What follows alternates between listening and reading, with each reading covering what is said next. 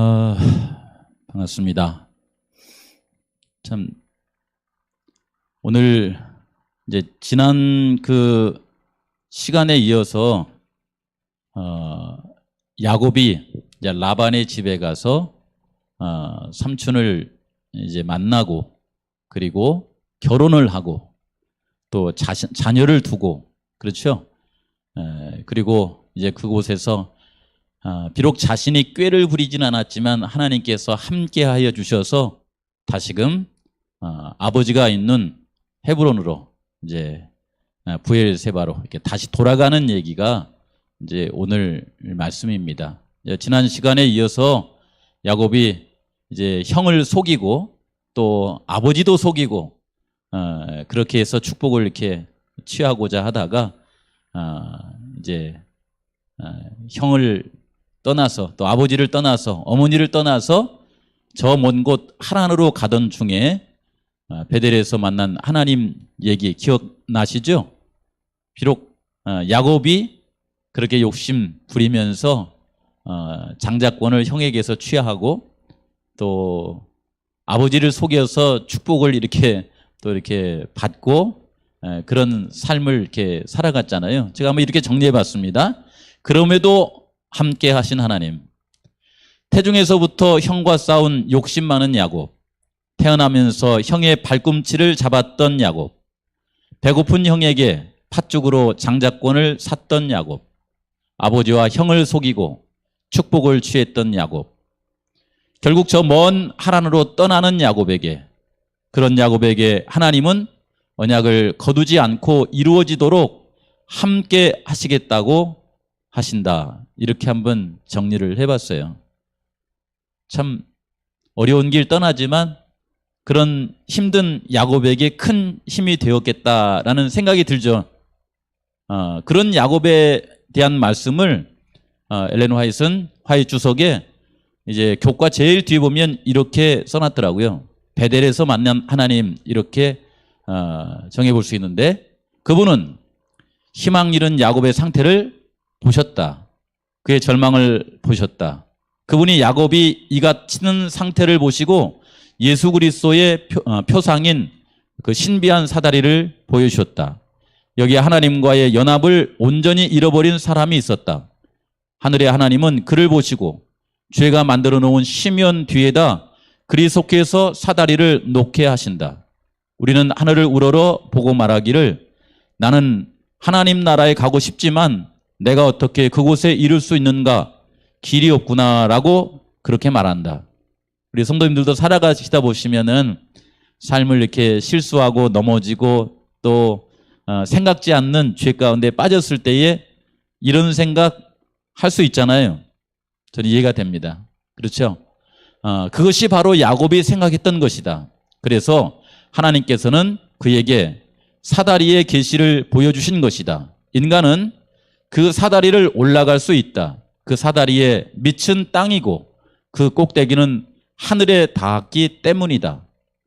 그 사다리는 예수님을 표상하죠. 그 사다리를 통하여서 하늘과 연결될 수 있다라고 하는 이 약속, 이 축복, 이 복음의 말씀은 우리에게 큰 힘과 용기 그리고 위로가 됩니다. 우리 성도님들 또 이 방송을 듣고 있는 모든 분들 있잖아요. 살아가시면서 힘든 일 있더라도요. 하나님을 뒤에 두고 돌아서지 마시기 바랍니다. 왜냐하면 하나님은 우리의 삶 가운데 가장 큰 위기의 때라도 우리를 버리시지 아니하시고 야곱의 꿈속에서 보는 그 사다리 있잖아요. 그 계단, 그분이 예수님이십니다. 그래서 우리에게 여전히 기회를 주신 하나님을 또 우리와 함께 하신 하나님을 보게 됩니다. 이제 셋째 날 야곱이 아버지 형을 이렇게 속인 걸 생각하면서 제목이 뭐냐면 속이는 자가 이제 뼈아픈 그런 경험을 하고서 외삼촌 집에 가서 속임을 당하는 얘기를 하고 있습니다. 속이는 자, 속임을 당하다라고 하는 제목이죠. 잠깐 이게 보시면은 야곱이 아버지와 함께 있었던 부엘세바에서 베델까지의 거리가 약 90km라고 그러잖아요. 거기를 얼마 만에 갔을까? 이렇게 상상하는 것은 뭐 그다지 이렇게 우리에게 중요하지는 않지만 그럼에도 불구하고 야곱의 마음 가운데 그 형에 대한 두려움 그리고 얼른 그 상황을 이렇게 벗어나야 되겠다라고 하는 그런 이 말하자면 쫓기는 자 아니면 자신을 잃어버린 자 뭐 이런 상황에서는 아마 90km를 쉬지 않고 걷지 않았을까. 지난번 걷기 강사 있잖아요.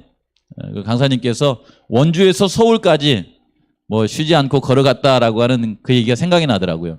어쨌든 보통 12시간 정도에서 50km 걷는데 제가 보니까 빨리 걸어가시면 뭐 정신없이 걸어가면은 뭐 하루 종일 해가지고 90km를 걸어가지 않을까 뭐 이런 생각이 들더라고요. 어쨌든 그곳에 가서 이제 참 두려움 가운데 또 어려움 가운데 참 그가 이 잠이 들었을 때에 꿈속에서 만난 하나님. 부엘세바에서 밧단 아람 그 하란까지는 약 900km 정도라고 그래요. 아브라함이 이삭의 이제 아내를 구하기 위해서 엘리에셀을 보냈을 때에 그 길을 열흘길 정도라고 이렇게 표현했는데 열흘길이면 뭐 엄청나죠. 왜냐하면 하루에 거의 뭐 90km를 가야 되니까요. 헤브론에서 시작했더라도 80km를 가야 됩니다. 요즘처럼 차로 하면은 뭐 이렇게 고속도로면 1시간 또 제주 같은 길 같은 경우는 뭐 1시간 한 40분 정도 뭐 이렇게 걸리겠죠. 예. 어쨌든 그런 길을 이제 야곱이 갑니다. 가서 이제 그곳에서 처음 대한 것이 이제 우물이죠. 그래서 밧단 아람 우물가에서 만난 라헬에 대해서 한번 생각해 봅니다. 창세기 29장 1절에서 2절, 9절에 있는 말씀에 보시면은 야곱이 길을 떠나 동방 사람의 땅에 이르러 본즉 들에 뭐가 있었어요? 예, 우물이 있었습니다. 흔히 그 우물은요, 그 지역 사람들이 목축업을 하고 있었기 때문에 목동들이 이제 양을 또는 염소를 이렇게 치다가 해가 넘어갈 즈음 이제 오후 시간이 되면은 이제 짐승들을 데리고 와서 그 우물에서 이렇게 물을 먹여서 이제 밤을 지내는 그럴 수 있는 우물입니다. 이제 그 우물에 와서 누구를 만나게 되냐면은 9절에 있는 말씀에 보면 야곱이 그들과 말하는 동안에 라헬이 그의 아버지의 양과 함께 오니 그가 그의 양들을 치고 있었기 때문이더라. 이 라헬이 누군지 잘 아시죠? 그렇죠, 우리 성도님들. 어머니 리브가와의 남매가 누구냐면 라반이잖아요.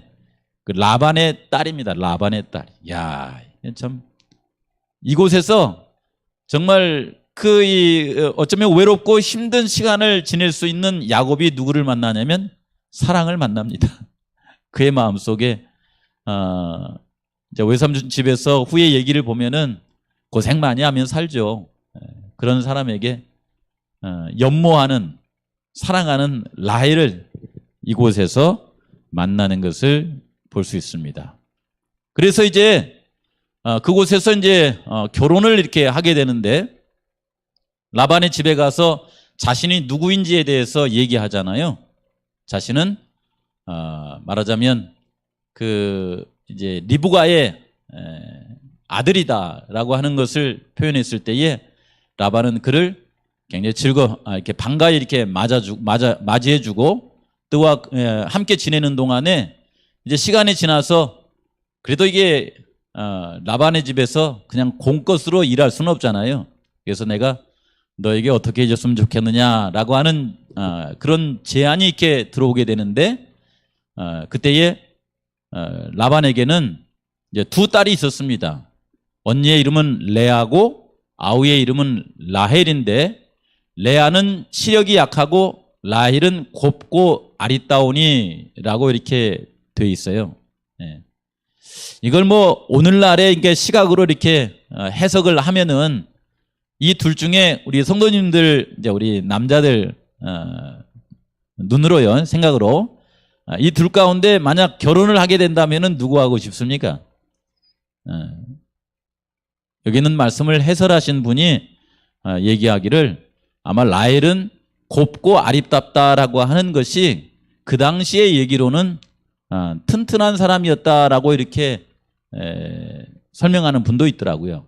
그런가 하면 레아는 시력이 약했다라고 하는 말을 레아는 부드러운 사람이다라고 이렇게 표현한 경우도 있더라고요. 어쨌든 간에 있길 라헬의 마음속에는 그 양들을 데리고 그다음에 양들을 치고 그 양을 데리고 와서 이렇게 우물에서 이렇게 물을 먹이고 뭔가 좀 이렇게 활동성 있는 건강한 라헬을 마음속에 두었잖아요.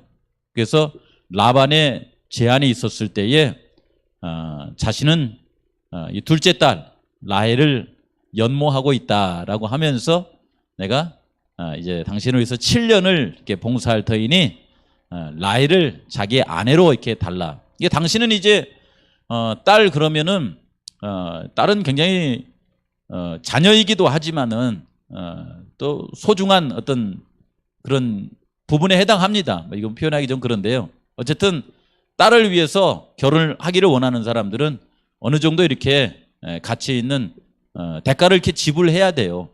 그래서 라헬을 얻는 대신에 야곱에게 7년의 봉사를 요구하게 되지 않습니까?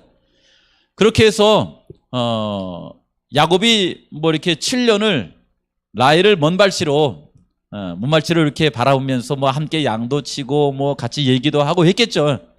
하지만 어쨌든 이렇게 7년의 세월이 야곱에게는 그렇게 고생스럽게 여기지 않았습니다. 뭐 그냥 금방 지나갔죠.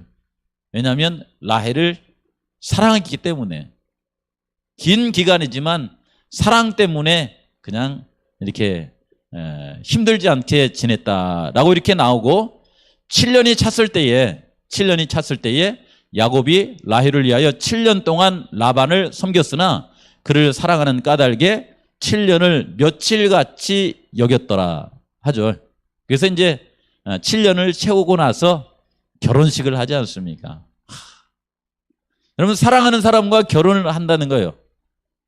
얼마나 이렇게 기대가 되고 또 이렇게 벅찹니까? 그렇죠? 아마 이제 연애가 있고 그 다음에 이제 신방에 첫날 밤을 이렇게 같이 보내게 되는데 그때의 야곱이 지난날에 그 이 아버지 이삭을 자신이 형의 그 이 몸에 있는 털, 그 다음에 형의 옷에서 나는 냄새, 뭐 이런저런 완벽하게 아버지를 어쩌면 속였잖아요. 그렇죠?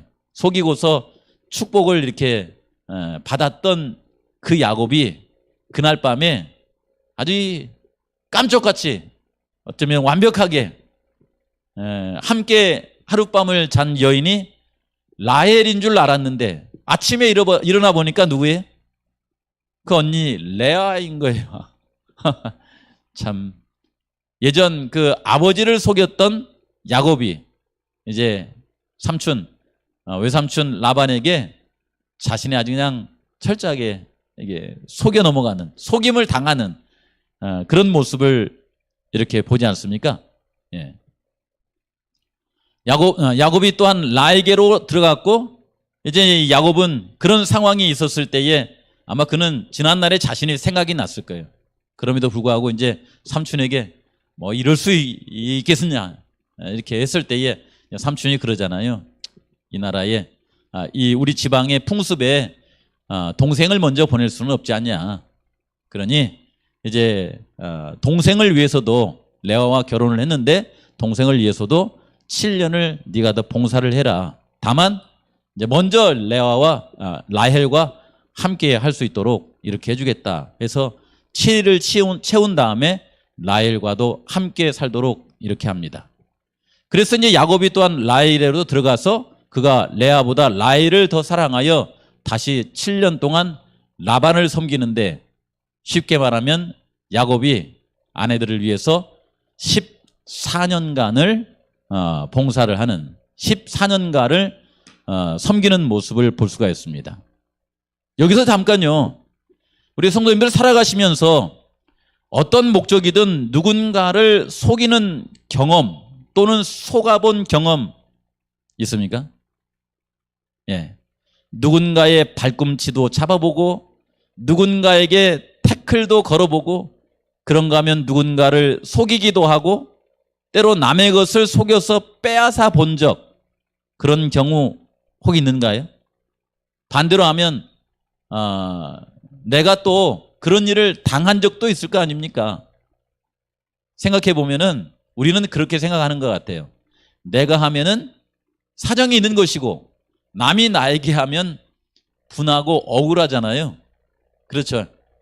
하나님께서 아마 야곱으로 하여금 지난날의 경험을 생각하면서 자신도 이 당하는 것을 허락하심으로 말미암아 야곱은 자신의 삶을 돌아볼 수 있는 그런 기회를 갖도록 하나님께서 하신 것 같아요.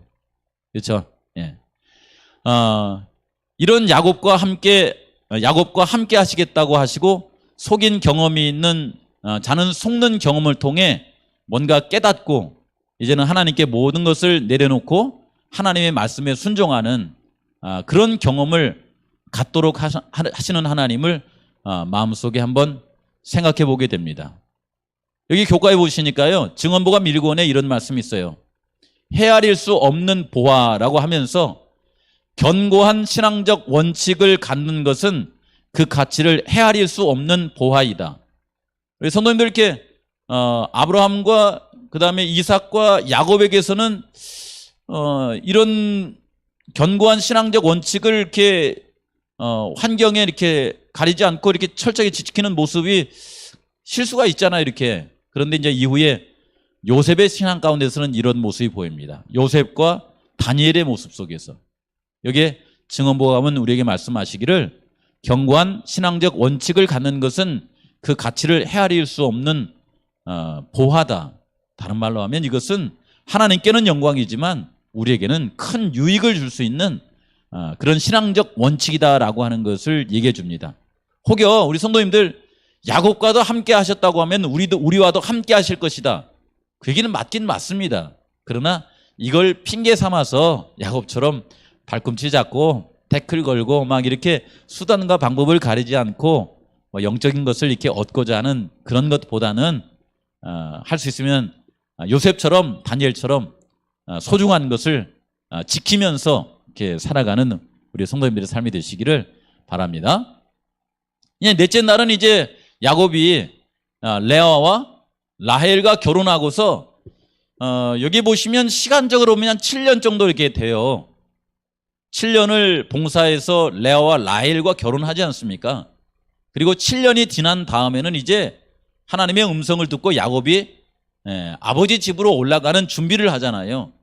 그러고 보니까 대략 성경적인 이해로서는 7년 만에 하나님께서 야곱에게 이렇게 주신 축복이 뭐냐면 야곱이 큰 가족을 이룰 수 있도록 복을 허락하신 겁니다. 그렇죠. 하나님께서 야곱에게 큰 가족을 이루도록 허락을 하시는데 창세기 29장 31절 30장 22절에 있는 말씀에 보시면은 하나님께서 라헬의 태를 여셨다라는 표현으로 자식을 주시는 것은 하나님이라고 하는 것을 우리에게 이렇게 암시하고 보여줍니다. 여호와께서 레아가 사랑받지 못함을 보시고 그의 태를 여셨으나 라헬은 자녀가 없었더라 했고요.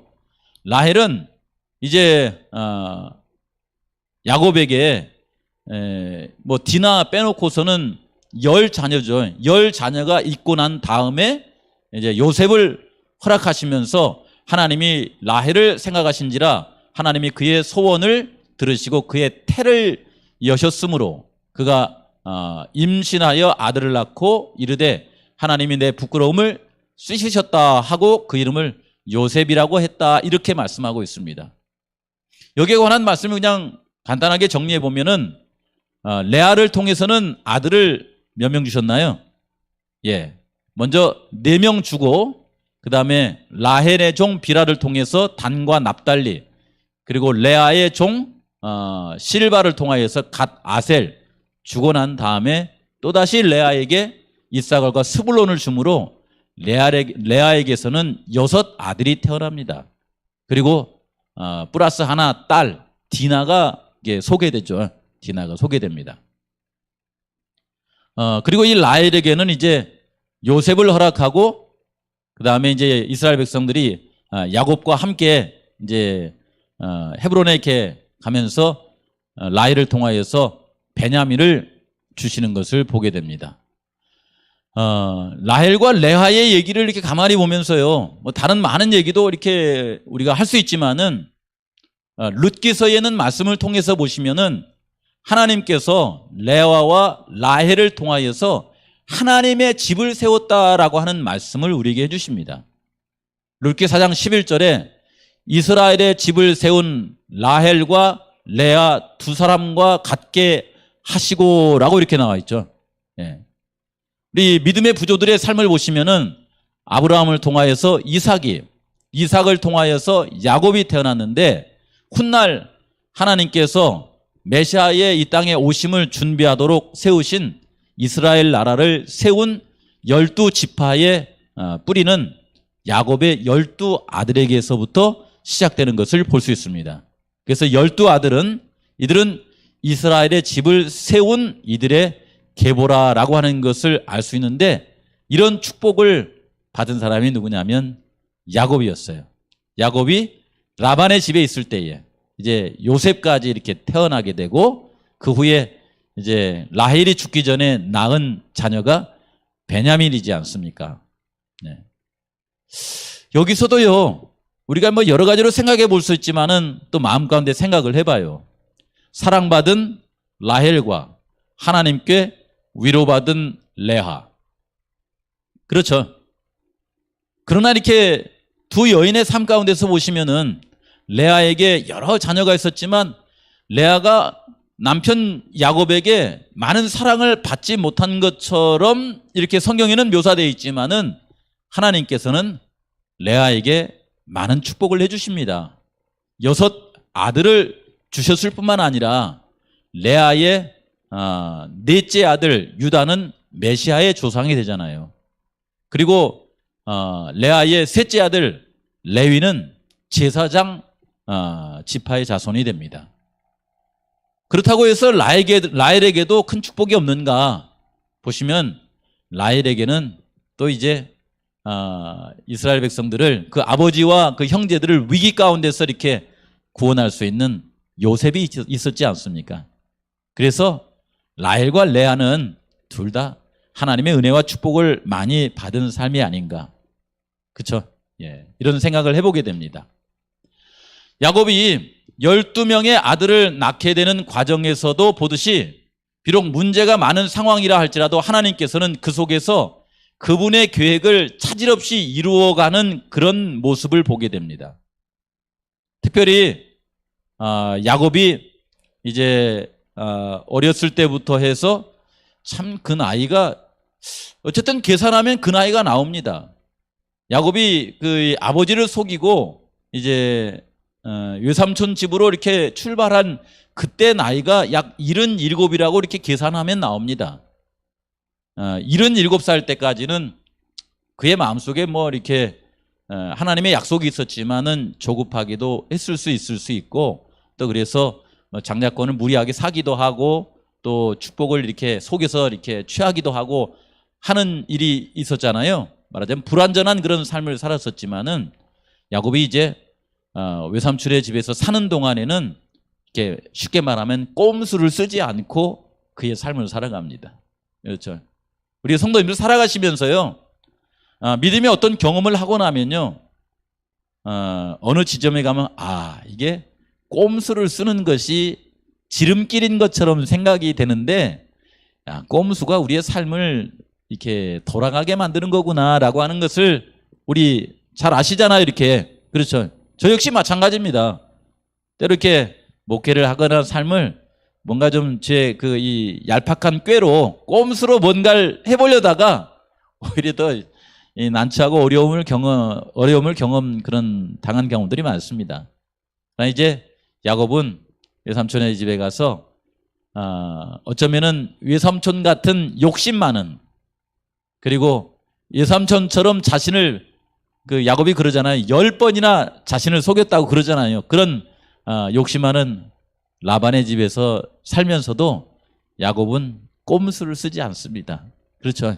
그래서 여기에 부자 선지자에 보면은 20년 동안 야곱은 메소포타미아에 체류하면서 그런 라반을 대하면서도 그래도 야곱의 봉사는 부지런하고 신실하였다. 이렇게 말하면서 꼼수를 쓰지 않습니다. 그렇죠? 그런 야곱의 삶, 그런 삶 가운데 함께 하시는 하나님을 우리는 살펴볼 수 있습니다. 이제 마지막 5번째 날요. 야곱이 이제 그 라반의 집에서 14년을 봉사하고 나서 봉사라기보다 이제 아내도 얻고 또 자식도 얻고 그런 세월을 이렇게 보냈지 않습니까? 그렇죠? 보내고 나서 그의 마음속에 늘 자신의 마음을 이렇게 사로잡고 있는 것이 있었어요.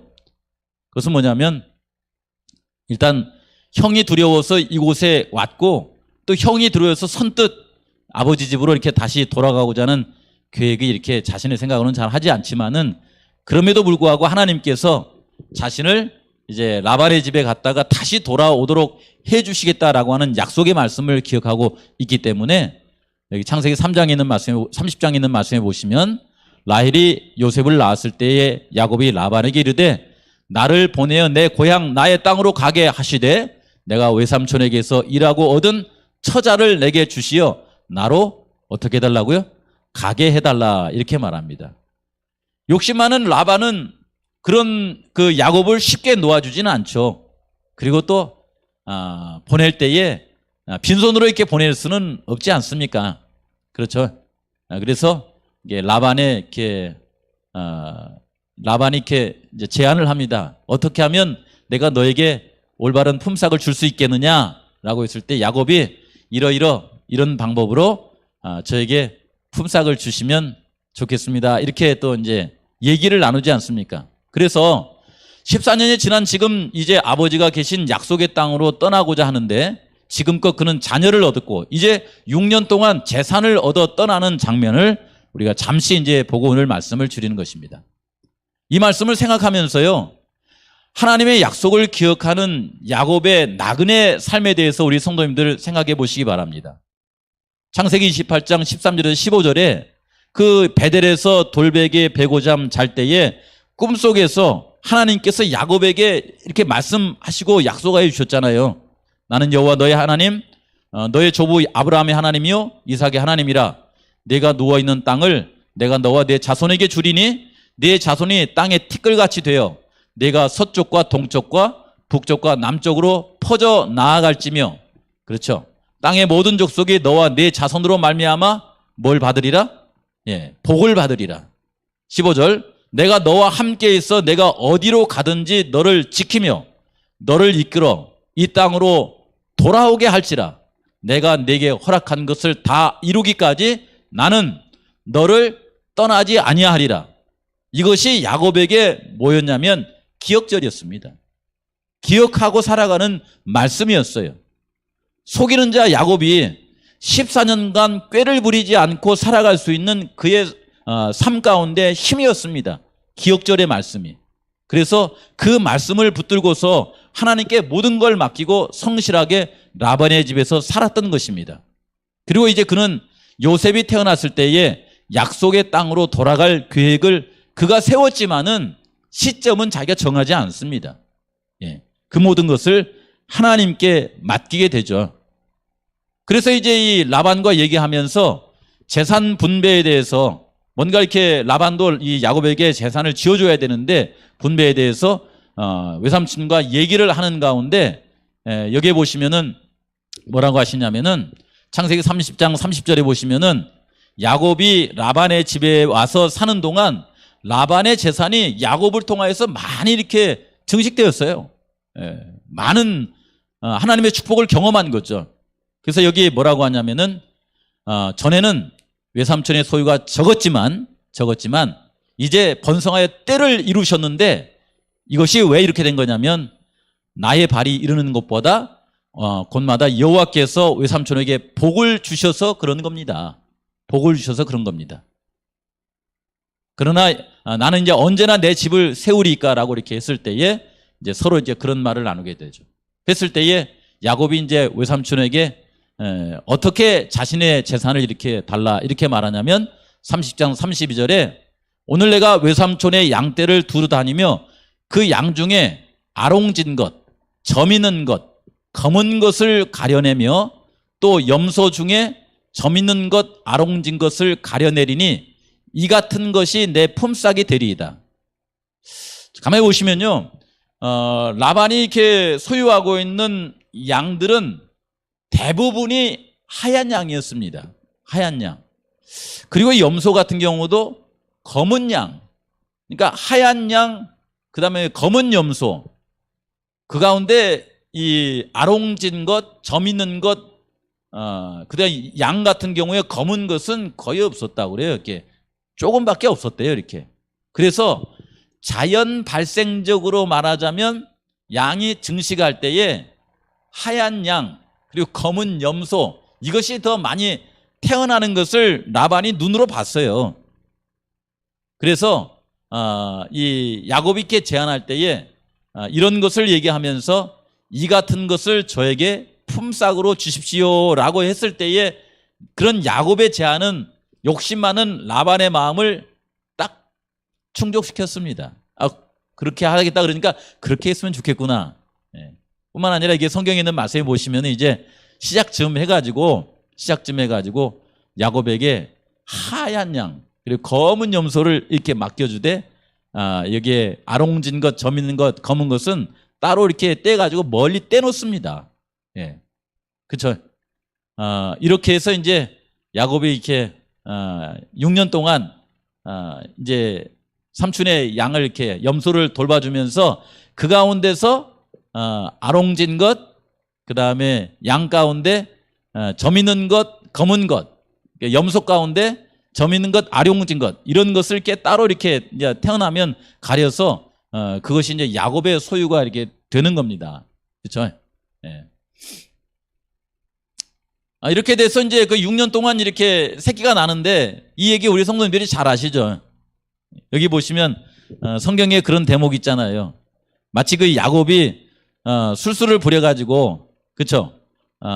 양들이 이제 새끼를 가지고자 이렇게 했을 때에 여기 보면 나무의 껍질을 벗겨가지고 그 앞에 말하자면 튼튼한 양이 올 때는 버드나무, 살구나무와 신풍나무, 푸른 가지를 취하여 그것들의 껍질을 벗겨 흰 무늬를 내고 그 껍질 벗긴 가지를 양떼가 와서 먹는 개천의 물 구유에 세워 양떼에게 향하게 하매 그때가 물을 먹으러 올 때에 새끼를 베니 이런 표현을 이렇게 해놨지만은 사실은 이제 이 세월이 6년이 다 찼을 때에 가만히 보니까 라반의 생각과는 달리 야곱의 재산이 뭐 엄청났죠. 그렇죠. 예.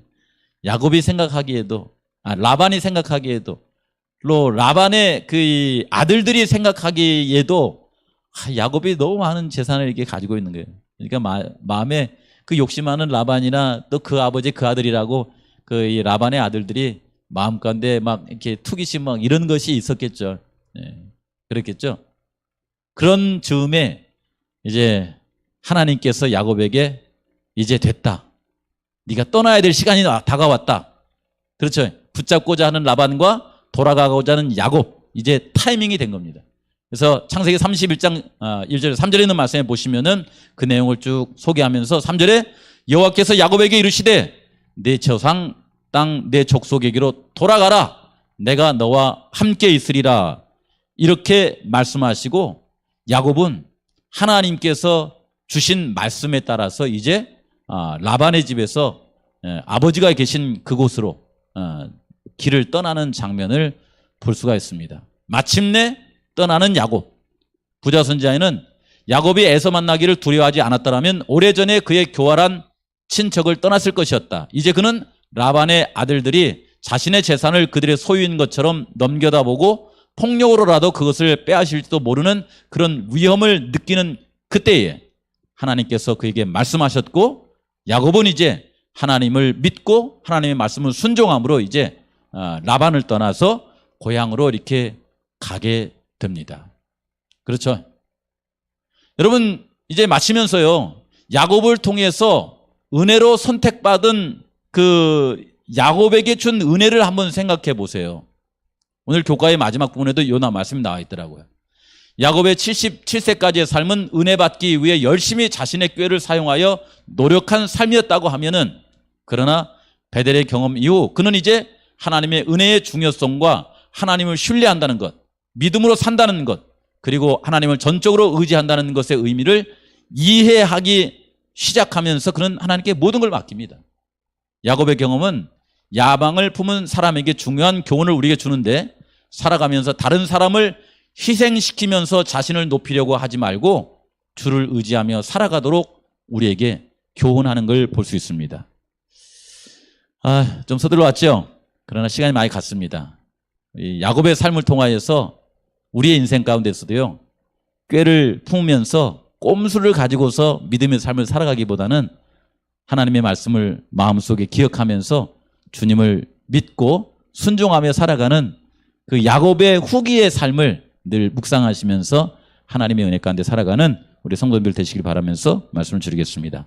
하나님 아버지, 저희들에게 야곱의 삶을 통하여서 은혜로 살아간다는 것이 무엇인지를 깨닫게 하여 주시니 감사드립니다. 주님, 저희들 때때로 우리의 얄팍한 꾀, 꼼수가 이렇게 생각이 나서 자꾸만 하나님 말씀보다는 내 생각을 의지해서 살아가려고 할 때에 야곱의 신앙의 경험을 생각하면서 하나님 주님의 말씀을 믿고 주의 말씀에 순종하며 살아가는 저희들의 삶이 될 수 있도록 아버지시여 함께하여 주시옵소서. 무엇보다도 야곱이 아버지의 집을 떠나기 전이나 떠난 후에나 또 돌아올 때 언제나 하나님과 함께 하시는, 또 하나님께서 야곱과 함께 하시는 그런 하나님의 사랑을 마음속에 기억하면서 오늘 밤도 평안한 밤이 될 수 있도록 주의 은혜를 더하여 주시고, 우리가 속한 우리의 가정이 주님 안에서 큰 축복을 받는 귀한 가정 될 수 있도록 함께 하옵시기를 예수님의 이름으로 기도합니다.